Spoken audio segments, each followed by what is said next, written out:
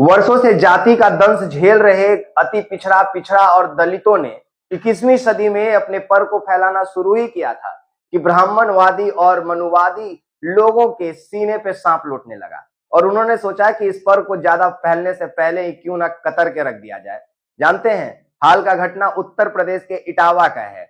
एक संत सिंह यादव अपने आचार्य मुकुटमणि सिंह यादव के साथ एक गांव में जो व्यक्ति पप्पू बाबा आमंत्रण देकर संत सिंह यादव और उनके आचार्य को बुलाता है कि आप आइए हमारे यहाँ भागवत गीता का पाठ कर दीजिए।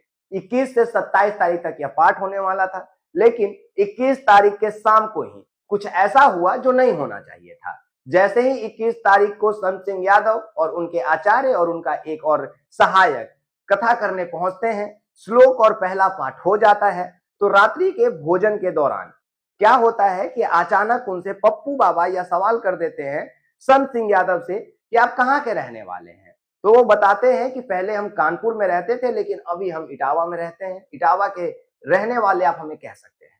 तो जब पप्पू पूछता है कि आपकी जाति क्या है, तो संत सिंह यादव कहते हैं कि हम यादव जाति के हैं।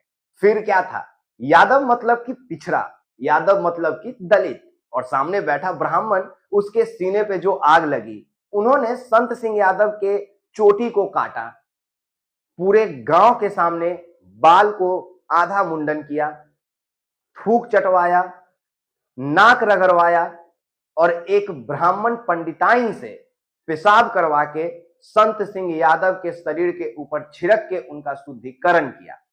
जानते हैं ये सब क्यों हुआ? क्योंकि एक यादव कथावाचक बन के एक ब्राह्मण के घर में कथा सुनाने चला गया, उसके सामने एक गद्दी पे बैठ गया। उस कथावाचक के सामने सभी ब्राह्मण अपने हाथ को जोड़े पूरा दिन कथा सुनते रह गए। इस बात का जहर उनके अंदर फैल गया कि हम जिससे श्लोक और कथा और पाठ सुन रहे थे वो एक यादव था, एक दलित था, एक पिछड़ा था, हमारे सामने गद्दी पे बैठा था, हम इसको बाबा बाबा कह रहे थे। और उसके बाद उसने पूरे गांव के, चाहे वो गांव का छोटा बच्चा हो या बड़ा बुजुर्ग हो, सभी के पैर को छुआए। तभी तो 50 से अधिक लोगों के ऊपर एफआईआर किया गया है। अब तस्वीर को हम आगे बढ़ाते हैं, क्योंकि हमारी बातों पे तो आप यकीन करेंगे नहीं। मेरे ऊपर तो टैग लगा हुआ है कि विकास तो जातिवाद है, लेकिन ये जो ब्राह्मण लोग हैं, जो कतई नहीं बर्दाश्त कर सकते हैं कि कोई यादव उनके व्यापार पे डांका डाले, वो कौन लोग हैं? क्या आपको पता है कि यह तकलीफ इनको क्यों हुआ? यह इसलिए हुआ क्योंकि ब्राह्मणों ने ठेका ले रखा है मंदिरों में भगवान को अपना गुलाम बनाने का। ब्राह्मणों ने ठेका ले रखा है